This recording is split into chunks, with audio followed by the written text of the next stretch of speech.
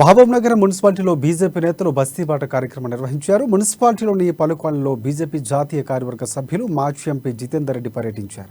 ప్రజల సమస్యలను అడిగి తెలుసుకున్నారు. పథకాలపై ఆరా తీశారు. పథకాలకు అర్హులైన లక్షలాది మంది మోసపోయారని, ఎన్నికల టైంలో కొత్త హామీలతో బీఆర్ఎస్ మభ్యపెడుతుందని జితేందర్ రెడ్డి ఆవేదన వ్యక్తం చేశారు. ఇక మహబూబ్నగర్లో అర్హులైన పేదలకు ఇల్లు ఇవ్వలేదని చెప్పారు. ప్రాజెక్టుల పేరుతో పాలమూరు ప్రజలు మరోసారి మోసం చేసే ప్రయత్నం చేస్తున్నారని ఆయన ఫైర్ అయ్యారు.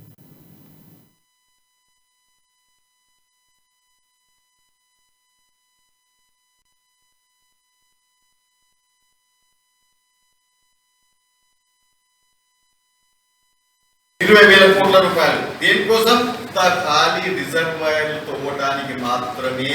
ఆ రిజర్వాయర్లు కూడా ఏమైతున్నాయో తవ్విన దానికి దాదాపు 20 హ్యాండ్లెట్లు మునిగిపోయాయి. అదే కాకుండా 3 పెద్ద విలేజెస్ అన్ని కూడా మునిగిపోవడం జరిగింది. 2,481 ఇండ్లు పోయాయి. 11,025 మంది పాపులేషన్ ఏదైతుందో ఇండ్లు పొలాలు లేకుండా అయిన సంగతి మీకు తెలియదా అని చెప్పి నేను అడుగుతున్నాను.